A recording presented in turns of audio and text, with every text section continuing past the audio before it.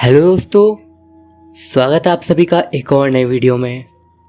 आज मैं आप सभी के लिए एक बार फिर से लेके आ गया हूँ सब्सक्राइबर्स की भेजी हुई एक बेहद ही खौफनाक घटना लेकर। दोस्तों, अगर आप मेरे चैनल पे नए हो तो इसे सब्सक्राइब करना बिल्कुल ना भूलिए, क्योंकि मैं आपके लिए ऐसी स्टोरीज लेकर आता रहता हूँ। अगर आपको अपने साथ घटा कोई पैरानॉर्मल इवेंट मुझे बताना हो तो आप उसे स्क्रीन पे दिख रही मेरी इंस्टाग्राम आईडी या फिर व्हाट्सएप नंबर के थ्रू मुझ तक पहुंचा सकते हो। इसी के साथ हम बढ़ते हैं आज की अपनी कहानी की ओर। ये स्टोरी हमें बताई है हमारे सब्सक्राइबर कुलदीप आहूजा ने, और आगे की कहानी को अब हम ठीक वैसे ही जानेंगे जैसे कि उन्होंने मुझे बताई है। मेरा नाम कुलदीप आहूजा है। पूरी घटना से पहले मैं आपको अपने परिवार के बारे में थोड़ा बताना चाहूँगा। मैं अपने पेरेंट्स और अपनी बहन के साथ दुबई में रहता हूँ। भले ही हम इंडियंस हैं, लेकिन कई साल पहले ही हम यहाँ पे शिफ्ट हो गए थे और उसके बाद से हम यहीं पर रह रहे हैं। अब जो इंसिडेंट्स मैं आपको बताने जा रहा हूँ ये हमारे साथ ही हुए हैं और लगभग 3 साल पहले की बातें हैं। ये चीज़ें हमारे परिवार ने कभी किसी को भी नहीं बताई। ये चीज़ मैंने अपने आप तक ही रखी, लेकिन अब शायद मुझे लगता है कि मुझे इस बात को शेयर कर ही देना चाहिए। अक्टूबर 2019, कुछ दिनों के लिए मेरी बुआ जी और फूफा जी दुबई में हमारे साथ रहने के लिए आए थे। वो लगभग 1 हफ्ते तक हमारे साथ रहने वाले थे और उसके बाद वापस इंडिया जाने वाले थे। मैं यहाँ पे आपको ये बताना चाहूँगा कि वो दोनों धार्मिक लोग थे। वो लोग हिंदू धर्म का काफ़ी ज़्यादा प्रसार भी करते थे और जगह जगह पे जाकर भगवत गीता का पाठ किया करते थे। मुझे याद है लगभग 12 या 13 अक्टूबर के आसपास मेरे पापा कुछ दिन के लिए इंडिया में गए, क्योंकि उन्हें कुछ काम था वहाँ पर। सब कुछ नॉर्मली चल रहा था। मेरी बुआ, फूफा जी, मम्मी और बहन हम सब घर पे थे। अगले 1-2 दिन हमने घूमने बिता दिए और 14 अक्टूबर रात के 11 बजे तक लगभग सब कुछ बिल्कुल ठीक चल रहा था। मेरी बुआ, दीदी और बहन अंदर रूम्स में सो रहे थे और मैं और मेरे फूफा जी हॉलवे में टीवी देख रहे थे। टीवी अभी चल ही रहा था और मैं बस उठ के वॉशरूम जा ही रहा था। मैं वॉशरूम से हो आया और वहाँ से आने के बाद मैं अपने फ़ोन में यूट्यूब देखने लगा। तभी मेरी बुआ जी एकदम से हॉल में आती हैं। वो तेज़ तेज़ खांस रही थी और उन्हें सांस लेने में काफ़ी दिक्कत हो रही थी, जिससे हमें पता चला कि उन्हें उनका अस्थमा का अटैक आया है। अब क्योंकि उन्हें अस्थमा था इसलिए ये उनके लिए काफ़ी ज़्यादा अजीब बात तो नहीं थी, लेकिन मैं फ़ौरन अपने फूफा जी के पास गया जो कि टीवी देखते हुए लगभग सो ही गए थे। मैंने एकदम से उन्हें उठाया। हम उनका इन्हेलर लेके उनके पास गए ही थे कि एकदम से उन्होंने काफ़ी ज़ोर से खांसा। उनके गले से काफ़ी कुछ बाहर निकल गया और वो गुजर गई। 3 घंटे बाद 2 बजे 15 अक्टूबर को हम लोग हॉस्पिटल में थे। डॉक्टर्स ने उन्हें मृत घोषित कर दिया था। हालांकि उनकी मौत का कारण उन्होंने कार्डियक अरेस्ट बताया। हम सभी लोग एक बहुत गहरे सदमे में चले गए। हमें नहीं पता था कि क्या हो गया और ये सब क्यों हो गया। मेरे पापा इंडिया में थे, मम्मी संभाली नहीं जा रही थी और ऐसे ही मेरा बहन का हाल था। बस मैं ही था जो कि अपने फूफा जी को बहुत मुश्किल से संभालने की कोशिश कर रहा था। काफ़ी कोशिश करी मैंने, लेकिन मैं उन्हें दिलासा नहीं दिला सकता था।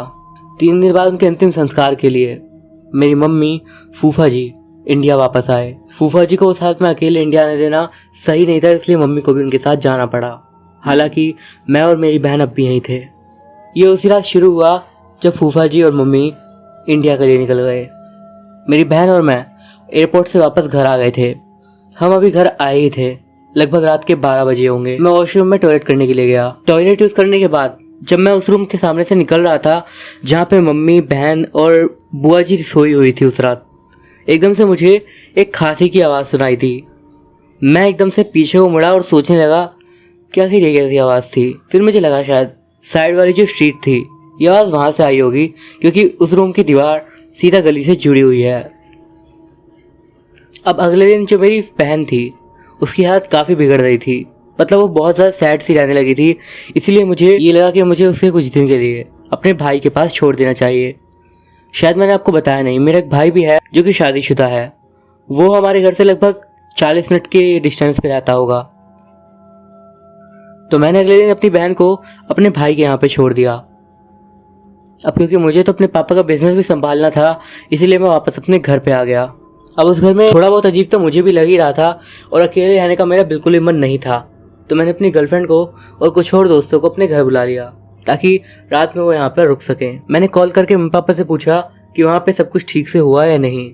मैंने अपने फूफा जी से भी बात करी और वो बात करते हुए ठीक ही लग रहे थे, लेकिन वो तो मैं जानता ही हूँ कि अंदर से वो कितने ज़्यादा टूटे हुए थे। तो मेरे घर पे मेरे दोस्त और मेरी गर्लफ्रेंड आ गई थी और हम सब लोग बैठ के मूवी देख रहे थे।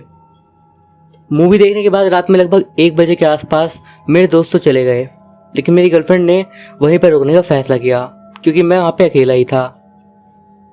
मुझे नहीं पता चला कि यूट्यूब देखते देखते कब मेरी आंख लग गई।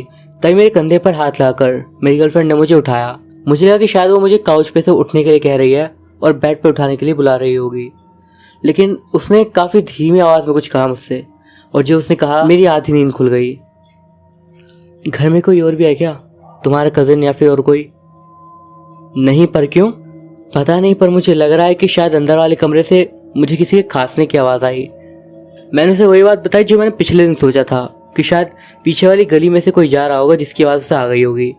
इस पर उसने सीधा कहा नहीं, वो कमरे के अंदर से आ रही थी, मैंने साफ सुनी है। मैंने पास ही में रखा एक वाइपर उठा लिया और सीधा जाके उस रूम का दरवाज़ा खोला और काफ़ी ज़ोर से चिल्लाया लाइट जलाते हुए। वहाँ कोई नहीं था। जब मैंने देखा वहाँ कोई नहीं है तो हम लोग इसी निष्कर्ष पे पहुंचे कि शायद कोई गली में से जा ही रहा होगा। उसके बाद मैंने लाइट ऑफ करी, दरवाज़ा बंद करा और लॉक कर दिया। मैं भी उस जगह से 1 इंच भी नहीं खिसकाऊंगा कि मुझे एक खांसी की आवाज़ सुनाई दी और मुझे नहीं पता क्यों, पर मुझे पक्का यकीन था कि ये आवाज़ मेरी बुआ जी की थी। मैं इस बात के लिए 100% श्योर था कि वो आवाज़ मेरी बुआ जी की ही थी। उस रात उनकी वो खांसी जो वो गुजरी थी वो मेरे दिमाग में बस गई थी और वही ठीक आवाज़ मैंने तब सुनी। मैंने एक झटके में दरवाज़ा फिर से खोला, लेकिन अभी वो रूम खाली था। मैंने फिर से दरवाज़ा बंद कर दिया। मेरी गर्लफ्रेंड जो कि ठीक मेरे पीछे खड़ी थी वो मेरी इस हरकत से डर गई और उसने मुझसे पूछा कि आखिर क्या हुआ। मैंने कहा कुछ नहीं। मैंने उसका हाथ पकड़ा और वापस हॉल में से रूम की तरफ जाने लगा। उस रात हम लोग बाहर आके कार में ही सोए क्योंकि मेरी गर्लफ्रेंड को वहाँ ठीक नहीं लग रहा था। अगली सुबह 7 बजे के आसपास मैं घर के अंदर गया फ्रेश होने के लिए। मैं शावर ले रहा था कि तभी मुझे किसी औरत के कुछ बोलने की आवाज़ आई, मतलब कुछ बड़बड़ाने टाइप की आवाज़। मैंने ऐसा अज्यूम कर लिया कि शायद वो मेरी गर्लफ्रेंड थी जो कि उठ गई थी और वो अंदर आई थी। उसके बाद मैं शावर फिर से लेने लगा। मैं शावर से बाहर निकला और अपनी गर्लफ्रेंड को बुलाया, लेकिन वो वहाँ नहीं थी। मैं गाड़ी के पास गया और देखा वो तभी भी सोई हुई थी। मैं वापस से घर के अंदर आया और उसके बाद फ्रंट डोर को लॉक कर दिया और सीधा अपने रूम में आ गया। उसके बाद मैं तैयार होने लगा। पता नहीं क्यों तैयार होने के बाद मुझे कुछ लगा और मैं उसी कमरे के बाहर चला गया जहाँ पिछली रात का हादसा हुआ था। वहाँ खड़ा होकर मैंने बस इतना कहा, बुआ जी अगर ये आप हो, मुझे सिर्फ माफ़ कर दीजिएगा कि मैं आपको बचाने के लिए कुछ नहीं कर पाया। आप यकीन नहीं करेंगे, उसी पल पर मुझे एक खांसी की आवाज़ सुनाई दी। मैं एकदम कांप गया और दरवाज़ा फिर से खोलने ही वाला था कि मैंने एक आवाज़ सुनी, एक आवाज़ जिसने मेरा खून उसी पल ठंडा कर दिया। वो आवाज़ थी, मुझे मेरी दवाई दो। वो आवाज़ ठीक उसी तरीके से आई थी जैसे मेरी बुआ उस रात मेरे फूफा जी से कह रही थी जिस रात वो गुजरी थी। मुझे कुछ भी नॉर्मल तो नहीं लग रहा था, लेकिन फिर भी मैं दरवाज़ा खोलने वाला था क्योंकि मुझे पता था कि वहाँ कोई शैतान नहीं बल्कि मेरी बुआ ही होंगी।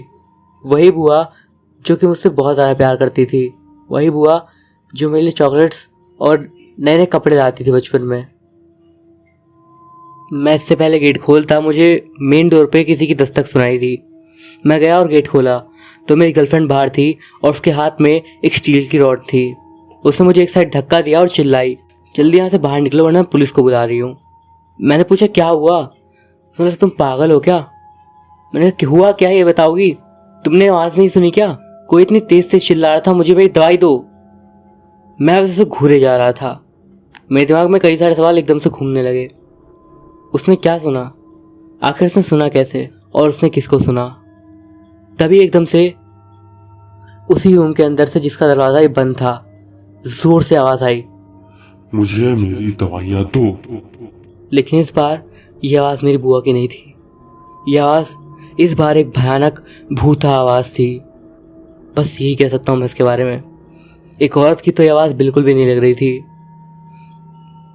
जितनी तगड़ी आवाज़ लग रही थी, ऐसा लग रहा था कि शायद किसी आदमी की हो। बस उस आवाज़ में गुस्सा सा भरा हुआ था, नफरत सी भरी हुई थी। मैंने अपना फ़ोन और वॉलेट लिया, अपनी गर्लफ्रेंड का पर्स उठाया और अपनी जीएफ को लेकर वहाँ से बाहर निकल गया। मैं सीधा उसी के घर चला गया और रास्ते में जाते टाइम हमने इस बारे में कोई बात नहीं करी। उस शाम मेरे मम्मी पापा से बात भी हुई थी। हालांकि अब मेरी अपने घर में जाने की हिम्मत नहीं हो पा रही थी, लेकिन मैंने ये बात अपने पापा को नहीं बताई। पर मेरी मम्मी को मेरी बातों से अंदेशा हो गया था कि मेरे साथ कुछ तो सही नहीं हो रहा है। उन्होंने मुझसे कई बार पूछा और मैंने बताने से पहले उनसे बस इतना कहा, मैं आपसे जो भी बताऊंगा हो सकता है आपको मेरी बात पे यकीन ना हो, लेकिन बस मेरी बात को एक बार सुन लीजिएगा। मैंने उन्हें शुरू से लेकर अब तक जो जो हुआ सब कुछ बता दिया, वो शावर वाली घटना और वो डरावनी आवाज़ के बारे में भी। मेरी मम्मी ने बस मुझसे पूछा वो जो बड़बड़ाने वाली आवाज़ थी जब मैं शावर में था, वो क्या बोल रही थी। मैंने उन्हें बताया कि वो शायद किसी तरह की प्रार्थना कर रही थी, क्योंकि प्रार्थना में ही ज़्यादातर लोग लगातार बोलते हैं। फिर मम्मी ने बताया कि मेरी बुआ जी हर सुबह 6 या 7 बजे के आसपास प्रे करती थी 10 से 15 मिनट के लिए। मेरी मम्मी ने मुझे घर में रहने के लिए मना कर दिया।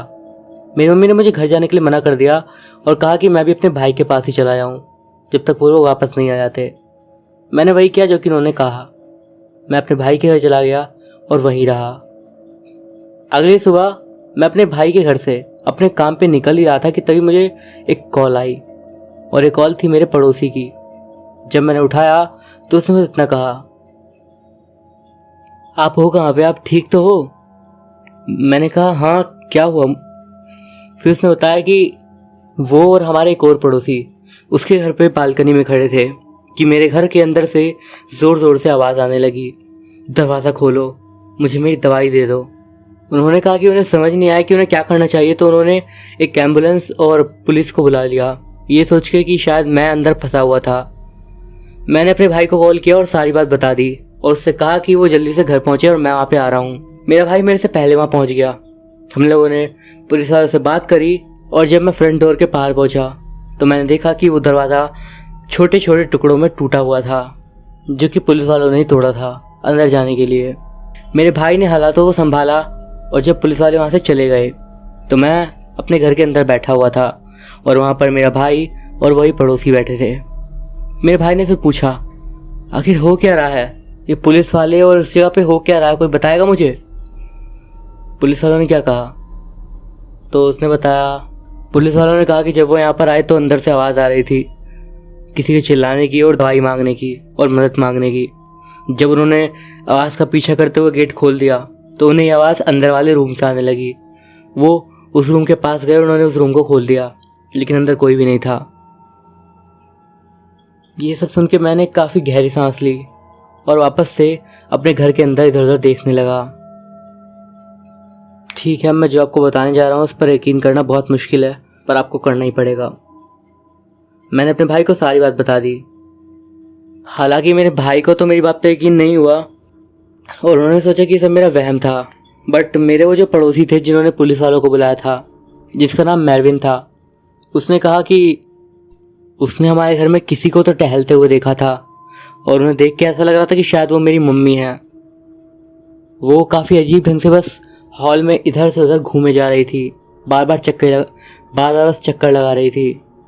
मेरे भाई ने मेरविन की ओर देखा और उसके बाद रोनी की तरफ देखा, जो कि मेरा दूसरा पड़ोसी था, जो कि उस वक्त वहाँ पे मौजूद था। अंधेरा होने लगा था तो मैंने और मेरे भाई ने सोचा कि आज रात हम यहीं रुकेंगे, क्योंकि दरवाज़ा तो टूट ही गया था। हालांकि हम अंदर सोना नहीं चाहते थे, इसीलिए हमने कार के अंदर सोने का डिसाइड करा। अब जब हम इस बारे में बात कर ही रहे थे तो रोनी और मरविन ने भी कहा कि वो लोग भी अपनी गाड़ी को यहीं पार्क करके कार में ही यहीं सो जाएंगे, क्योंकि रात में हो सकता है चोर वोर या फिर ऐसा कोई खतरा हो। अब क्योंकि हमारे घर का फ्रंट डोर वहाँ पर नहीं था तो हमें तेज़ चलती हवाओं के कारण अंदर से हमारे घर के पर्दों के हिलने की तेज़ तेज़ आवाज़ आ रही थी। मुझे नींद नहीं आ रही थी। मैं कितना भी कोशिश करता बस मेरी नज़र बार बार घर की तरफ ही जाती। मरविन को मैं देख रहा था, वो भी नहीं सो रहा था। बस बार बार थोड़ी देर में अपनी घड़ी देखता और उसके बाद घर की तरफ कि कोई अंदर घुसने की कोशिश तो नहीं कर रहा। मैंने उससे थोड़ी बात करना सही समझा। हालांकि मेरा भाई इस समय तक सो गया था। सब कुछ लगभग ठीक ही चल रहा था जब तक मेरे भाई ने मेरी ओर अपना मुंह नहीं करा। जैसे ही उसने करवट बदलकर मेरी ओर अपना फेस करा, वो एकदम से उठा और मेरे पीछे की ओर देखने लगा। मैं आपको बता दूं कि मैं अपने घर की तरफ अपनी बैक करके सोया हुआ था। उसने मुझे देखा और एकदम से कांपती सी आवाज में कहा, बुआ। मैं एकदम से उठ के खड़ा हुआ और पीछे की ओर देखने लगा और इधर मरविन भी शोर से उठा और एकदम से चौंक गया। तभी हमें एकदम से आवाज आई, मुझे मेरी दवाई दो। मैं धीरे से गाड़ी का दरवाज़ा खोल के बाहर निकला और अपने भाई और मरविन को बोला, बाहर आओ तुम लोग भी। हम धीरे धीरे घर की ओर बढ़ने लगे। हम कोई भी आवाज़ ना करने की कोशिश कर रहे थे। मेरे भाई ने अपना फ़ोन निकाल दिया। उसके फ़ोन में एक खास फीचर था क्योंकि उसमें नाइट विजन कैमरा का ऑप्शन था। वो बस शायद रिकॉर्ड करना चाहता था कि अगर ऐसा कुछ है तो वो शायद उसमें दिख जाए। तभी वो आवाज़ एकदम तेज़ी से फिर से आई, मुझे दवाई दो। इस बार आवाज़ और भी ज़्यादा तेज़ भारी हो गई थी। मरविन मेरे पीछे खड़ा था और सबसे पीछे मेरा भाई था जो कि सब कुछ रिकॉर्ड करने की कोशिश कर रहा था। हम हॉल पास करते हुए दरवाजे की तरफ जा रहे थे जहाँ से आवाज़ आ रही थी। एक बार फिर से वही आवाज़ आई और इस बार सीधा हमारे पीछे से हॉल से। उस जगह पे हमारा हॉल 2 हिस्सों में डिवाइड हो रहा है जहाँ पर बीच में सिर्फ बड़े बड़े पर्दे लगे हुए हैं। बड़े बड़े पर्दों से मेरा मतलब सिर्फ लंबाई से है। वो पर्दे ज़्यादा मोटे नहीं हैं, मतलब कि इतने पतले कि आप उसके पीछे आर पार का देख सकते हो अगर लाइट मारो तो।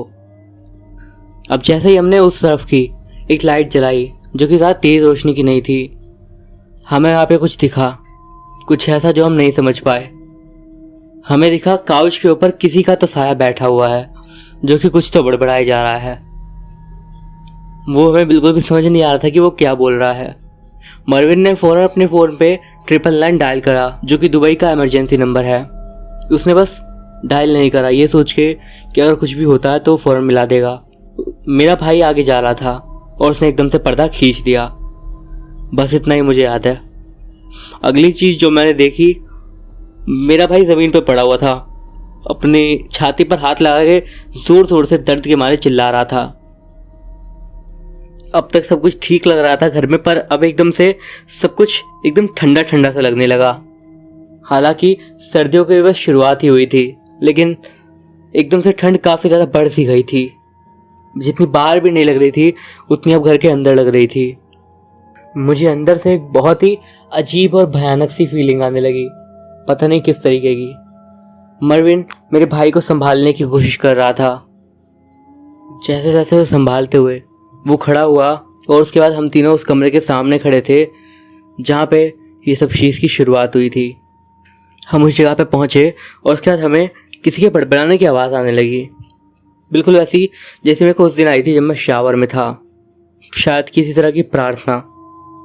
लेकिन एक चीज़ बहुत अजीब सी थी इसके बारे में, ये प्रार्थना किसी भी ऐसी भाषा में नहीं थी जो हम जानते हों। मुझे बस समाइल सुनाई दिया। अगर आपको इसका मतलब नहीं पता है तो मैं आपको बता दूं, इसका अर्थ होता है शैतान। मेरे भाई ने भी ये सुना। हमारा परिवार, मैंने आपको बताया कि एक अच्छा खासा धार्मिक परिवार भी है, इसीलिए हमें काफ़ी चीज़ों की जानकारी तो रहती है। लेकिन अब तक जो मैं देख चुका था उसके बाद मैं इतना कह सकता था कि ये जो कुछ भी था मेरी बुआ नहीं थी, ये कोई और ही था। कोई भी शैतान की प्रार्थना ऐसे ही नहीं कर सकता जब तक वो उसकी तरफ पूरी तरीके से झुका ना हो या फिर उनकी पूजा ना करता हो। मैंने और मेरे भाई ने बस एक दूसरे को घूरा और उसके बाद हम सीधा वहाँ से वापस आ गए और गाड़ी के अंदर बैठ गए। लगभग 10 मिनट तक हम एकदम चुपचाप बैठे रहे। फिर मेरविन ने खामोशी तोड़ी और बोला, तुम लोग चुपचाप बस बाहर क्यों आ गए? मेरे भाई ने कहा, तुमने नहीं सुना उसने क्या कहा जो अंदर था? समाइल। हाँ। उसके बाद हम पूरी रात जगे रहे। हम उस जगह पे रहना नहीं चाहते थे, लेकिन हमें रहना पड़ा था, क्योंकि उस रात दरवाज़ा ना होने के कारण कोई भी घर में घुस सकता था। हालांकि कोई भी घुसता चोरी या फिर ऐसे ही किसी इंटेंशन के साथ, लेकिन शायद अपनी ज़िंदगी का सबसे खौफनाक पल वो वहाँ से गुजार के जाता। अगली सुबह मैं और मेरे भाई वापस से उसी के घर पे आ गए। हमने मरविन को बोल दिया कि वो थोड़ी देर के लिए दरवाज़े का ध्यान रखे जब तक वो दरवाज़ा बनाने वाला आएगा। मैंने अपनी भाभी और हमारी बहन को इस बारे में कुछ नहीं बताया। हम बस इंतज़ार करना चाहते थे जब तक हमारे मम्मी पापा आ नहीं जाते। 2 दिन बीते और मरविन हमारे घर का ख्याल रख रहा था और जब भी आवाज़ आती वो हमें बता देता। 2 दिन बाद में मम्मी पापा आने वाले और मैंने अपने पापा से कहा कि उन्हें फूफा जी को वापस लाना चाहिए, क्योंकि वो वहाँ पे अकेले भी हो जाएंगे। हालांकि मेरा मकसद कुछ और था। मैं चाहता था कि वो एक बार बस इन सब चीज़ों को देख लें, और अगर इन सब चीज़ों के बारे में वो कुछ जानते हैं तो शायद वो कुछ कोशिश कर सकते हैं इन सब चीज़ों को शांत करने की। अगर वो किसी भी हालत में बुआ हो सकती हैं तो शायद वो उनको शांति प्रदान कर सकते हैं। दरवाजे का काम चल रहा था। मरविन, रॉन, मेरा भाई और मैं मरविन के घर के बाहर बैठे हुए थे। तब मेरे भाई ने कहा कि चलो हम उस वीडियो को देखते हैं जो कि उस रात हमने रिकॉर्ड करा था। मुझे एकदम से वो चीज़ याद आ गई जो मैंने वहाँ पे देखी थी, लेकिन मेरे अंदर इतनी हिम्मत तो आज तक भी नहीं हुई कि मैं उस वीडियो को फिर से देखूं। लेकिन वो चीज़ मेरे दिमाग में आज तक बस बैठी हुई है और आज तक मुझे डराई जा रही है। मेरे भाई को जिस चीज़ ने नीचे फेंका था वो मेरी बुआ जी नहीं थी, उनकी आत्मा नहीं थी, वो कुछ अलग ही था। ना इंसान ना और कोई लिविंग क्रिएचर, बस एक लंबी सी काली परछाई। नाइट विजन में भी बस काली सी चीज़ दिख रही थी, बस उसकी 2 आंखें जो कि काफ़ी तेज चमके जा रही थी। उसके अलावा उसका पूरा शरीर बस अंधेरा ही अंधेरा दिख रहा था। मेरे भाई को ज़मीन पर ठीक नीचे पटकने से पहले वो चीज़ काउच पे से खड़ी हुई थी, और जब वो खड़ी हुई तो उसका जो सर था वो ऊपर दीवार तक छू रहा था, जो कि लगभग 15 फीट की ऊंचाई पे थी। इसके पूरे शरीर पे अजीब से सींग टाइप के कुछ निकले हुए थे। वो चीज़ बहुत ज़्यादा भयानक थी, पर मैंने जो देखा वो मुझे आज तक हॉन्ट कर देता है।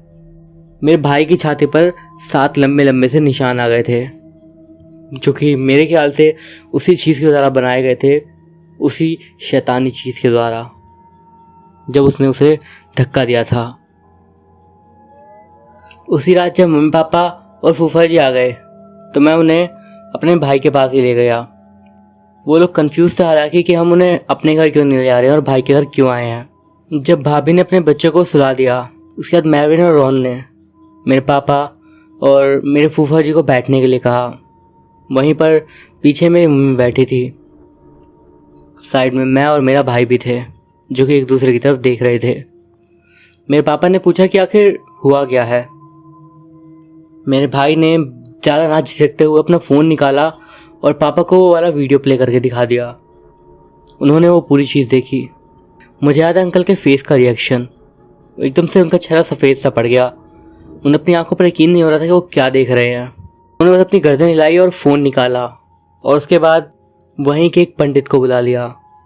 उन्होंने कहा कि हम सुबह 5:30 बजे घर जाएंगे और हमें उसी टाइम पे घर में पहुंचना होगा, लेट नहीं।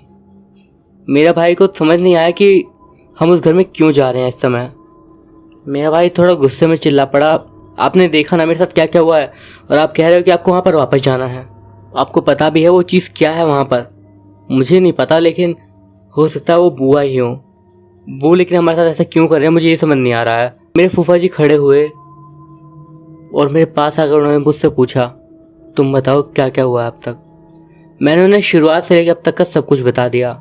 इवन मेरी बहन ने भी कंफर्म करा, जिस रात हम एयरपोर्ट से वापस आए थे उसने भी खांसी की आवाज़ सुनी थी, पर उसे ऐसा लगा कि शायद मैं वॉशरूम गया था और मैं ही खांसा होऊंगा, तो इसलिए उसने इस बात पे ज़्यादा ध्यान नहीं दिया।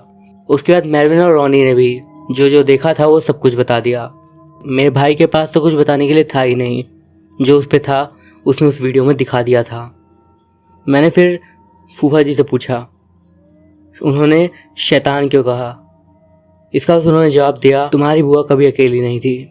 तुम्हारी बुआ के पास बचपन से एक शक्ति थी जिसे हम लोग एक गॉड गिफ्ट कहते थे। उन्हें अपने पास मौजूद सुपर नेचुरल एंटिटी का पता लग जाता था। इस बारे में मेरे पापा को पहले से ही पता था। उसके बाद फूफा जी ने बताना जारी रखा। उन्होंने बताया कि वो इंडिया में जगह जगह पे यूं ही नहीं घूमते हैं, बल्कि वो कई जगहों पर जाकर लोगों का एक्सोर्सिज्म करते हैं। हालांकि ये सब चीज़ें वो पूरे परिवार की मर्जी से और पंडित के साथ में ही करते हैं।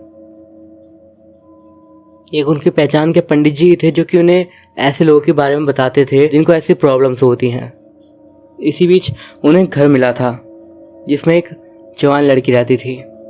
उसकी शादी हाल ही में हुई थी। वो अपने पति के साथ रहती थी और उसका पति ही था जिसके ऊपर एक्सोर्सिज्म करवाना था, जो कि दीवार से बंधा हुआ था, लगभग अपने घुटनों पर टिकाए हुए। जब पंडित और मेरी बुआ और मेरे फूफा जी उस घर के अंदर जाने लगे, मेरी बुआ गेट पर ही रुक गई, ये कहते हुए कि अंदर कुछ भी ठीक नहीं है, ये जो कुछ भी है काफ़ी बुरा है। अब तक फूफा जी और वो पंडित समझ चुके थे कि ये शायद कोई नॉर्मल एक्सोर्सिज्म तो नहीं होने वाला। उन्होंने इस बारे में एक बार फिर से उनके परिवार से बातचीत करी कि उन्हें ये सब करना चाहिए या फिर नहीं। जैसे ही वो घर के अंदर गए, उन्होंने सामने ही उसके पति को दीवार से बंधा हुआ पाया, जो कि लगातार कुछ चीज़ें बड़बड़ाया जा रहा था, जिसमें से बस एक ही शब्द समझ में आ रहा था और वह था स्माइल। पंडित ने इस बारे में बताया कि वो हिब्रू भाषा का प्रयोग कर रही है, लेकिन वो जो प्रार्थना कर रही है वो खुद शैतान की है। एक इंसान जब गांव में पला बड़ा, गांव में ही पूरी जिंदगी बिता दी, वो हिब्रू भाषा कैसे जान सकता है? वो और कुछ नहीं, उसके अंदर किसी तरह की बुरी आत्मा थी, एक बहुत ही भयानक शैतान, एक शैतान जो कि एक अलग ही दुनिया से वहाँ पर आ गया था। उन लोगों ने अपने तरीक़ों से एक्सोर्सिज्म शुरू करा, जो कि काफ़ी अजीब तरह का प्रोसेस है, जिसके बारे में मैं यहाँ पे डिटेल में नहीं बताना चाहूँगा। इसी बीच मेरी बुआ ने उस आदमी के पीछे, सर के पीछे कुछ सींग टाइप की जैसी कुछ आकृति उभरते हुए देखी, जिनके बस परछाई ही दिख पा रही थी। इसके बाद वो लड़की काफ़ी ज़ोर से चिल्लाई, जिससे पूरा गांव जो कि बाहर खड़ा था दूर भाग गया, सिवाय उस औरत के घर वाले और रिलेटिव्स के। पंडित जो वहाँ पे था वो एकदम से सीधा दीवार से जाके लग गया। वो आदमी ज़मीन पर लेट गया और ज़मीन की ओर ही मुंह करे रखा। पीछे ही मेरी बुआ जी थी, जो कि बेहोश हो गई थी। जब उन्हें होश आया तो उन्होंने बताया कि उन्हें अच्छा नहीं लग रहा है। पंडित बाद में उनके पास गया और उनके माथे पर कुछ करा और थोड़ी प्रार्थना पढ़ने लगा, जिसके बाद मेरी बुआ को सर में काफ़ी तेज़ दर्द होने लगा और उनकी स्पाइन में भी एक ऐसा दर्द जो कि काफ़ी ज़्यादा तेज़ था, मानो कोई उनके अंदर से ही उनकी हड्डियों को तोड़ने की कोशिश कर रहा हो। फूफा जी किसी तरह जानते थे कि ये कोई रैंडम पेन नहीं है। वो जानते थे कि ये उसी चीज़ का नतीजा है जिसका उन्होंने सामना करा था। हालांकि मेरी बुआ जी काफ़ी स्ट्रांग थी, अपने ईश्वर पर उन्हें पूरा विश्वास था। उन्होंने कभी भी उस शैतान को अपनी बॉडी पर कंट्रोल नहीं करने दिया। हमेशा वो भगवान की ओर झुकी रहीं। लेकिन इस सब में उन्होंने कितना दर्द झेला ये कोई नहीं जानता। वो लंबे समय तक इसी दर्द से गुजरती रही। जब मुझे इस बारे में पता चला तो मुझे अपनी बुआ जी की बहुत ज़्यादा याद आने लगी और मैं सोचने लगा कि वो कितना कुछ करती थी। मैंने बस सोच लिया कि अगर हम किसी तरीके से उनकी आत्मा को शांति दे सकते हैं तो हम ज़रूर देंगे। अगली सुबह मैं सबसे पहले उठा। मैंने अपने भाई को उठाया, मेरविन को बुलाया और रोहन को भी, ताकि वो पंडित को बुला सके और हमें हमारे घर तक ले जा सके। थोड़ी देर में पापा और फूफा जी भी उठ गए। हम लोग तैयार होकर सीधा अपने घर की ओर निकल गए। 5:20 पे हम अपने घर पहुंच गए थे। पंडित भी वहाँ पर आ गया था और अपने साथ ही उन्होंने 2-3 लोगों को और ही बुलाया था, जिनकी शायद वहाँ पर ज़रूरत थी। हम सभी ने दरवाज़ा खोला और अंदर गए। लगभग हम लोग 8 या 9 लोग थे। मैं, मेरा भाई, पापा, फूफा जी, मेरविन, रोनी और बाकी के वो पंडित और उनके साथ आए लोग। वो लोग काफ़ी तेज़ तेज़ प्रार्थना करते हुए घर के एक एक कमरे में जाने लगे और इधर उधर घूमने लगे। उसके बाद उन लोगों ने एक जगह पे खड़ा होकर प्रार्थना करना शुरू कर दिया और तब हमें वो आवाज़ आना शुरू हुई जो कि मुझे मेरी बुआ की लग रही थी। लेकिन मुझे पता चल गया कि वो बुआ नहीं थी। वो जो भी चीज़ थी, वो शैतानी चीज़, वो मेरी बुआ की नकल करने की कोशिश कर रही थी उस वक्त की जब वो गुजर रही थी। मेरी दवाई मुझे दे दो, बिल्कुल उसी आवाज़ में जैसे मेरी बुआ ने मांगी थी। ये आवाज़ पूरे घर में गूंज रही थी। चीज़ें इधर उधर से नीचे गिरना शुरू हो गई, जिस बात का सबूत था कि वो चीज़ उस घर में वापस आ गई है। लेकिन वो हमारा घर था। अगर किसी को उस घर को छोड़ के जाना था तो वो शैतान था, ना कि हम। मेरे फूफा जी ने कहा कि एक दूसरे का हाथ पकड़ लो। मेरे फूफा जी भी प्रार्थना कर रहे थे, मेरे पापा भी, और वो लोग जो उनके साथ आए थे वो भी। मेरा भाई, मैं, रॉन और मरविन बस उनको देख रहे थे, ये सोचते हुए कि अगर कुछ गलत होता है तो हम संभालने की कोशिश करेंगे। एकदम से सारी चीज़ें शांत हो गई, सन्नाटा सा छा गया और जो चीज़ें गिर रही थी एकदम से शांति सी हो गई। पंडित एकदम से खड़ा हुआ और उनके पीछे पीछे ही हम लोग भी खड़े हुए। तभी उस रूम के अंदर से काफ़ी ज़ोर से आवाज़ आई। उसका दरवाज़ा एकदम से खुल गया। मेरे पापा मेरे पास आए और कहा, पहले अंदर मत जाओ। फूफा जी, पापा, पंडित लोग पहले अंदर गए और धीरे धीरे जब हम अंदर जाने लगे तो हमें वो प्रार्थना की आवाज़ सुनाई दी। वही शैतान की प्रार्थना, जिसमें वही समाइल वर्ड का प्रयोग बस हमें समझ में आ रहा था। ऐसा लग रहा था वो जो भी चीज़ थी वो अपने अंदर ताकत मांग रही थी, और ज़्यादा ताकत, ताकि वो और ज़्यादा हमें परेशान कर सके। जब हम रूम के अंदर गए तो हमने देखा उस चीज़ को, वही चीज़ जो कि हमने उस रात में देखी थी। तो ज़मीन पर वो काला सा साया लेटा हुआ था। सुबह की तेज रोशनी में भी वो हमें दिख पा रहा था। मेरे फूफा जी ने बस इतना कहा, तुम कभी नहीं जीत सकते, ईश्वर तुम जैसी चीज़ों को कभी नहीं जीतने देगा। मैंने अपनी घड़ी की ओर देखा, सुबह के 6:30 बज गए थे। मेरी बुआ इसी टाइम पर प्रार्थना करती थी डेली। वो हमेशा कहती थी इस टाइम पूजा करने से सुबह सुबह कभी भी कोई भी काली शक्ति हमारे ऊपर कब्जा नहीं कर सकती। हालांकि इस बात पे मैंने कभी ध्यान नहीं दिया था, लेकिन उनकी ये बात मुझे एकदम से याद आ गई। मेरी बुआ पिछले कई सालों से उस शैतान से लड़ती आ रही थी। एकदम से वो जो भी चीज़ वहाँ पे थी वो एकदम से उठी और उस जगह से गायब हो गई, पता नहीं कहाँ, हमारी आंखों के सामने से ही। हमें पता था कि हम उसे ख़त्म नहीं कर पाए और ना ही हम कर सकते थे। वो एक शैतान था। हम अपने घर के बाहर आए और मेरे फूफा जी बस कह रहे थे, कितना अच्छा हुआ कि अगर उस शैतान ने मेरी बुआ को अब छोड़ दिया हो और अब वो आज़ाद हों। बहुत बहादुर थी वो कि उन्होंने मरते दम तक उस चीज़ को अपने ऊपर हावी नहीं होने दिया। पर किसी डर से एक चीज़ तो हमारे बीच भी थी कि वो चीज़ भले ही उस वक्त वहाँ से चली गई हो, लेकिन अगर उसने वापस से हमला किया तो शायद इस बार वो किसी और को पकड़े। पर मुझे एक बात पे यकीन था, शायद मेरी बुआ ही हैं वो जो कि हमारा अब ख्याल रख रही हैं। उस चीज़ से हम पर नज़र रख रही हैं और हमें उससे बचा रही हैं।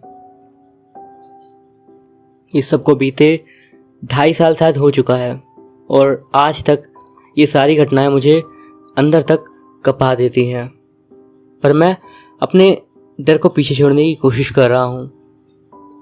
अब मेरी आदत हो गई है दुनिया भर में जहाँ पर भी ऐसी कोई घटनाएं होती हैं उनके बारे में जानकारी जुटा सकूं। अब तक कुछ भी नहीं हुआ था, आज सुबह तक, जब मुझे पता चला कि इंडिया में एक ऐसा ही केस फिर से हुआ है। मैंने वापस से इंडिया जाने का फैसला करा। अपनी फैमिली को ही बता दिया कि मैं वहाँ पर जा रहा हूँ और अपने फूफा जी को ही बुला लिया। ये बिल्कुल उसी तरह का डेमन था जिसका सामना हमने करा था, लेकिन मैंने किसी तरीके से अब उसका पीछा कर लिया था। वो जो भी चीज़ थी शायद उसे मैं अब भी याद था।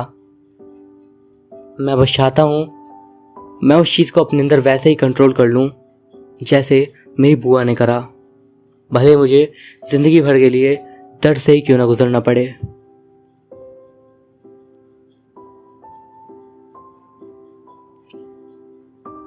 तो दोस्तों, ये थी हमारी आज की कहानी। आपको ये वीडियो कैसा लगा मुझे कमेंट्स के ज़रिए ज़रूर बताइएगा। आपके कमेंट्स मेरे लिए बहुत ज़्यादा वैल्यूएबल हैं। मैं अभिषेक मिलता हूँ आपसे अगली वीडियो में एक और रहस्यमयी खौफनाक सच्ची घटना के साथ। और हाँ, इस वीडियो पे एम है 400 लाइक्स का। आई होप आप इतना पूरा कर दोगे। मैं अभिषेक मिलता हूँ आपसे अगली वीडियो में, तब तक के लिए बाय।